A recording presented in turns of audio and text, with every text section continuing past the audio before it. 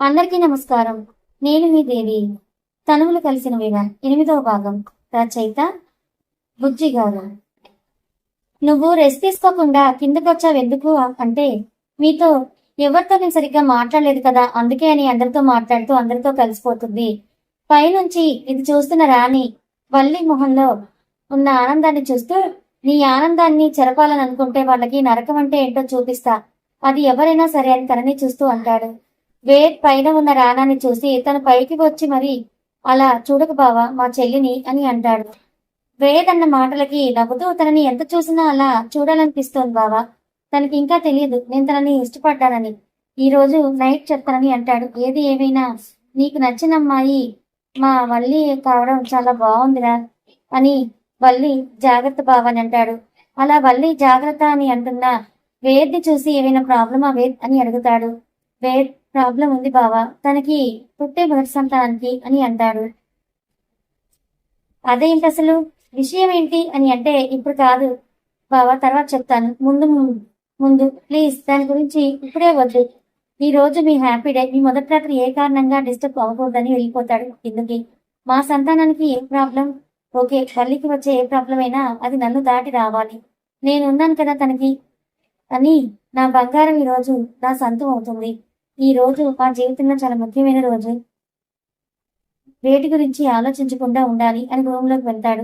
వల్లి అమ్మ వాళ్ళు వాళ్ళకి సెంటిమెంట్ అయిన ఒక రూమ్ లో ఎప్పటి నుంచో ఆనవాయితీగా వస్తున్న పందిరి మంచం మీద వాళ్ళ మొదటి రాత్రిని జరపాలని అనుకొని ఆ రూమ్ ని, ఆ పందిరి మంచాన్ని సుగంధ పుష్పాలతో ఇంకా మత్తెక్కేలా ఉండే అత్తరు చల్లి రూమ్ మొత్తం ఏర్పాటు చేస్తాడు. వల్లికి పసుపు రాసి చందనంతో సుగంధ పుష్పాల రేకులతో తనకి స్నానం చేయించి తెల్లని పల్చని చీర కట్టి తలకి సాంబ్రాన్ని వేసి తన జడ దుద్ది అలా వదిలేసి ఆ జడలో మల్లెపూలు పెట్టి తనని అందంగా రెడీ చేస్తాడు. ఇక్కడ వేద్ దానాన్ని రెడీ చేసే పనిలో ఉంటాడు. పంచ కడుతూ ఉంటే ఎవరై ఎందుకురా ఇది ఇప్పుడు అని అంటే, ఆనవాయితీ బావా ఇలానే వెళ్ళాలని చెప్పి, భలే ఉన్నావురా తెల్లగా ఉండే నువ్వు ఈ తెల్లని పంచలో భలే ఉన్నావురా అని ముద్దు పెడతాడు. ఒరే చీ ఏంటి ఏం చేస్తున్నావురా నువ్వు అని అంటే, ఏదో ముద్దుగా ఉన్నావు కాబట్టి ముద్దు పెట్టాను అంతేరా అని. నువ్వు ఇక్కడే ఉండు, నేను వెళ్తాను, అమ్మ వాళ్ళు కిందకి రమ్మని అన్నప్పుడు కాల్ చేస్తాను అని అంటాడు. మళ్ళీ ఇక్కడ తనని చూడక నేను 2 hours పైన అవుతుందిరా అని అంటాడు. బావా చాలరా ఇంకా, ఇప్పుడు ఇక తన నీతోనే ఉంటుంది, పూజ ఉంది బావా చెల్లితో, అమ్మ నాన్నమ్మ పూజ చేయించి తీసుకొస్తారులే కిందకి వెళ్ళిపోతాడు. వల్లిని రెడీ చేసి వాళ్ళ అమ్మ మురిసిపోతూ ఆ వెన్నెలే కిందకి దిగి ఇలా నా ముందుకు ఉన్నట్టుంది చిట్టు తల్లి అని, చాలా చాలా బాగున్నావు నువ్వని ముద్దు పెడుతుంది తన ముద్దు పైన. వల్లి అద్దంలో తనకు తాను చూసుకొని సిగ్గుపడుతుంది. వేద ఓయే మరదలు ఈ సిగ్గు అన్నయ్య ముందు పడు, మా ముందు కాదు, నేను చూసిన మా అన్నయ్య పరిస్థితి పాపం తలుచుకుంటే అయ్యో అని అంటుంటే, వల్లి మాత్రం అమ్మ అని తన నెత్తి మీద ఒకటి వేసి నువ్వు బయటికి వెళ్ళిపో అని తనని బయటకు పంపించేస్తుంది. వేద పో అత్తయ్య, నువ్వైనా నేను తెలుసుకుంటే తప్పేముంది, నీ కొడుకుని పెళ్లి చేసుకుని నేను కూడా ఇలానే వెళ్ళాలి కదా, చూసి నేర్చుకుంటాను అంటే వాళ్ళ అమ్మమ్మ వేద వెళ్ళు అనేసరికి ఆ వెళ్తున్నాలే అని వెళ్ళిపోతుంది. వెళ్తున్న తనని నవ్వుతూ చూస్తుంది వల్లి. వేద వల్లిని చూసి రేపు మార్నింగ్ చెప్తాను నీ సంగతని వెళ్ళిపోతుంది. వెళ్తున్న నన్ను వేద చేయి పట్టుకుని లాక్కుని తన రూమ్లోకి తీసుకెళ్లి డోర్ వేసేస్తాడు. అలా చేయగానే కంగారుగా ఏం చేస్తున్నావు బావా అని అడుగుతూ ఉంటే, తన నడుము పట్టుకుని దగ్గరికి లాక్కొని నువ్వు మార్నింగ్ ఇచ్చిన కిస్ సరిపోలేదు అని చెప్పి తనని డీప్ గా కిస్ చేయడం స్టార్ట్ చేస్తాడు. వాళ్ళ బావ ఇస్తున్న కిస్ కి వేద కూడా సహకరిస్తూ ఇద్దరు సమయాన్ని మర్చిపోతారు. వేద్ మొబైల్ రింగ్ అవుతుంది. రింగ్ అయిన మొబైల్ కి ఇద్దరి లోకంలోకి వచ్చి వేద్ ని చూడలేక వేద బయటకు వెళ్ళిపోతుంది. వెళ్తున్న తనని చూసి కాల్ చేస్తాడు. వేద్ వాళ్ళమ్మ రానాని పైన ఉన్న రూమ్ తీసుకువెళ్ళని అంటుంది. సరే అమ్మా అని రానా దగ్గరికి వెళ్ళి తనని ఆ రూమ్ లోకి తీసుకుని వెళ్ళి, ఇక నువ్వు ఈ రూమ్ లో వెయిట్ చేయి బావా చెల్లి వస్తుంది అని తన రూమ్ లోకి రాకుండానే రానాని వెళ్ళమని తన కిందకి వెళ్ళిపోతాడు. ఇక రానా రూమ్ లోకి వెళ్ళగానే అక్కడ ఏర్పాటు చేస్తే చాలా బాగుందని అనుకుని ఇక వల్లి కోసం వెయిట్ చేస్తూ ఉంటాడు. వల్లికి వాళ్ళ అమ్మ తను ఎలా ఉండాలో చెప్తూ భర్తకి తగ్గట్టుగా ఉండమని ఒక పాల గ్లాస్ తో ఆ రూమ్ దగ్గరికి తీసుకువెళ్ళి, పైకి ఎవరూ కూడా రారు, మార్నింగ్ నువ్వేమి ఎర్లీగా లేచి కిందకి రావు, నేను వచ్చేంత వరకు డోర్ తీయకూడదు సరేనా, మీ మొదటి కలిగిన తర్వాత మీ మీద ఎవరికన్నా పడకూడదు వల్లి, అర్థమవుతుందా, అబ్బాయికి సహకరిస్తూ మీ మొదటి రాత్రిని సంపూర్ణం చేసుకోండి, ఇక వెళ్ళు అని అంటే వాళ్ళ అమ్మ చేయి పట్టుకొని భయంగా ఉందమ్మా అని అంటుంది. వాళ్ళ అమ్మ వల్లి వైపు చూసి ఏం కాదు తల్లి వెళ్ళు అని తన లోపలికి పంపిస్తుంది. డోర్ సౌండ్ కట్ చేసి తనకి వల్లాన్ని చూసి అలానే చూస్తూ వెళ్ళిపోతాడు.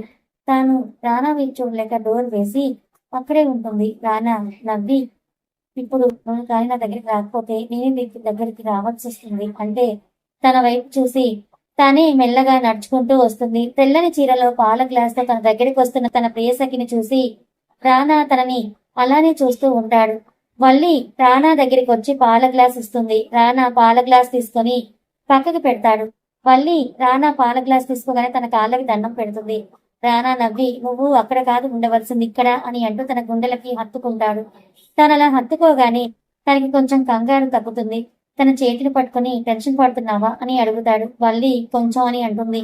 నీ టెన్షన్ ని ఎలా పోగొట్టాలో నాకు తెలుసు అని ఆ పాలు మరి అంటాడు. మర్చిపోయానని పాల గ్లాస్ రానాకిచ్చి మీరు కొన్ని తాగి నాకు కొన్ని ఇవ్వండి అని అంటుంది. నేను నువ్వు కలిసి తాగుదాం అంటాడు. ఎలా అని తన వైపు చూస్తుంది. రానా వల్లిని కూర్చోబెట్టి చెప్తాను కానీ నువ్వు చాలా బాగున్నావు తెలుసా, ఎలా ఉన్నావు తెలుసా, నా కోసం పైనుంచి దిగి వచ్చిన ఏంజెల్లా ఉన్నావు. నిన్ను చూస్తూ నీకు దూరంగా ఉన్న ఒక క్షణం కూడా ఉండలేను. ఇది మన మొదటి కలయిక. ఈ రోజు మనకు ఎప్పటికీ గుర్తుండాలి అని తన చేతిలో ఉన్న ఒక వస్తువుని వల్లి చేతిలో పెడతాడు. అది చూసిన వల్లి రియాక్షన్ ఏంటో మరి. రానా ఆ వస్తువుని తన చేతిలో పెట్టగానే తను అది నీకు ఇది అని అడిగితే టెంపుల్లో నీ వెనక వస్తున్న నాకు నీ గుర్తుగా ఇది దొరికిందంటుంది. ఏంటి అంటుంది అర్థం కాక వల్లి. నేను ప్రేమించింది నిన్నే, విందాని కాదు. ఆ రోజు నేను టెంపుల్లో ఉన్నా తనే నువ్వు అనుకుని వర్మగారికి వల్లి అని అంటే విందాని చూపించాడు. నేను నిన్ను వెనక నుంచి చూడడం వల్ల విందా నువ్వు ఒకే డ్రెస్ వేసుకోవడం వల్ల నేను తనే నువ్వు అనుకున్నా కానీ ఎలానో నువ్వు నాకు భార్య అయ్యావు. ఏది జరిగినా అది మన మంచికి అని అంటారు కదా, మన విషయంలో కూడా అదే జరిగింది. నేను ప్రేమించిన నా వల్లియే నా సొంతం అయ్యింది అని తాను కింద కూర్చొని తన కాళ్లకు వాళ్ళ అమ్మ పెట్టిన పట్టీలు తీసి తన దగ్గర ఉన్న ఒక పట్టీ ఇంకా లక్ష్మి గారిని అడిగి ఇంకో పట్టీ కూడా తీసుకుంటాడు. అవి రెండు పెట్టి ఆ అందమైన పాదాలని ముద్దు పెట్టుకుంటాడు. ఏం చేస్తున్నారు మీరు అని అడుగుతుంది. ఏముంది, నా బంగారం పాదాలు ముద్దు పెట్టుకుంటున్నా అని అంటాడు.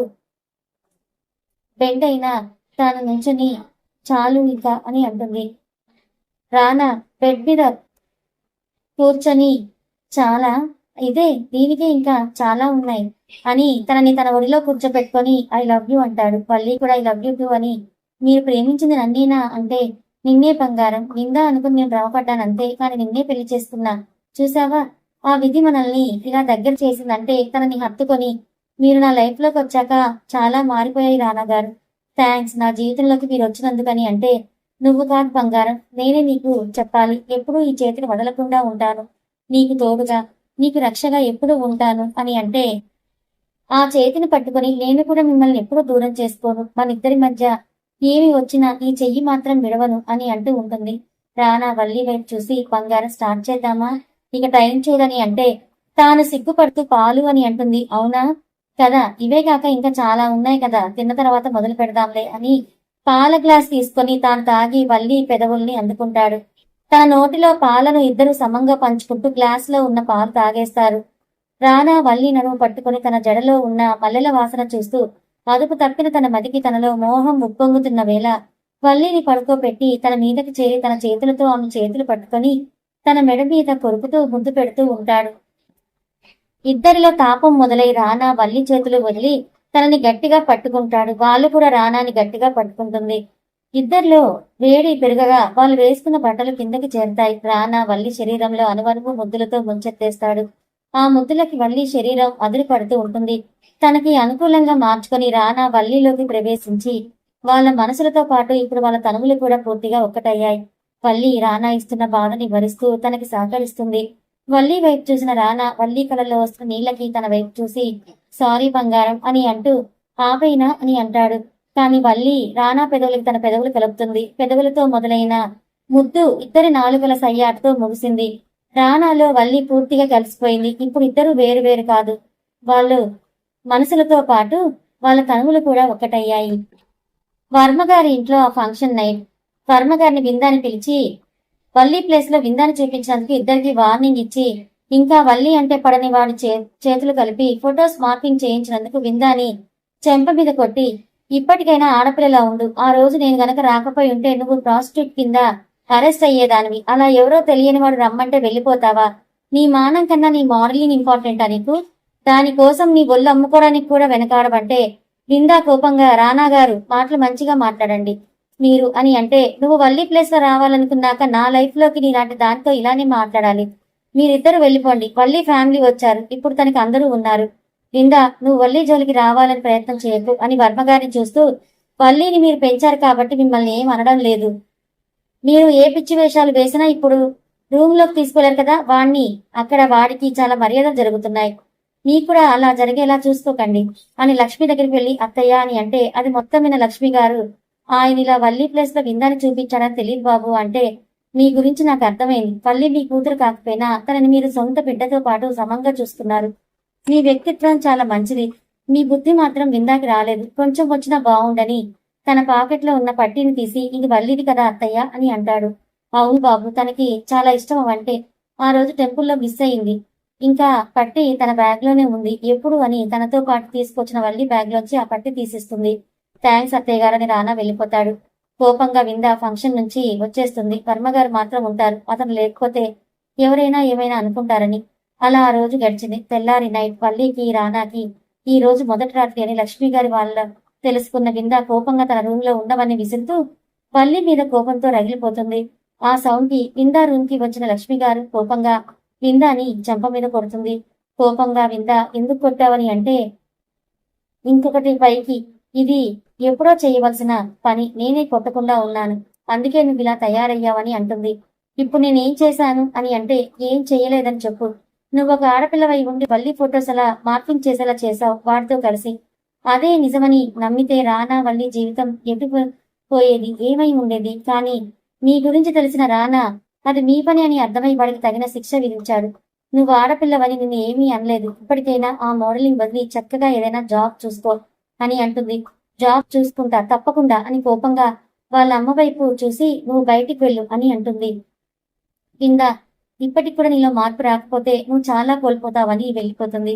వెళ్తున్న వాళ్ళ అమ్మని చూసి జాబ్ చేయాలా, నేనా, తప్పకుండా అని కోపంగా వల్లిని రానాని తలుచుకొని మిమ్మల్ని హ్యాపీగా ఎలా ఉండనిస్తానని అనుకుంటూ నిద్రకి కరువు అవుతుంది.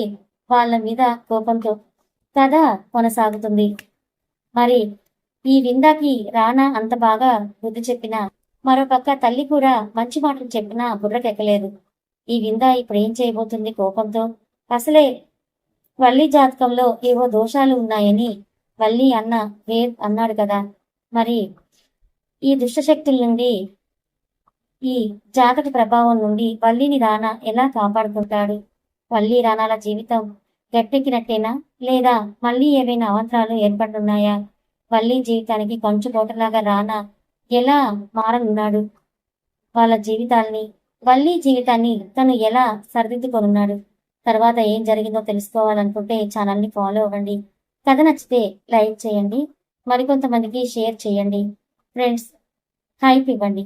మీరిచ్చే హైప్ వల్ల ఈ స్టోరీ మరింతగా ముందుకు వెళ్తుంది. Thank you so much for watching.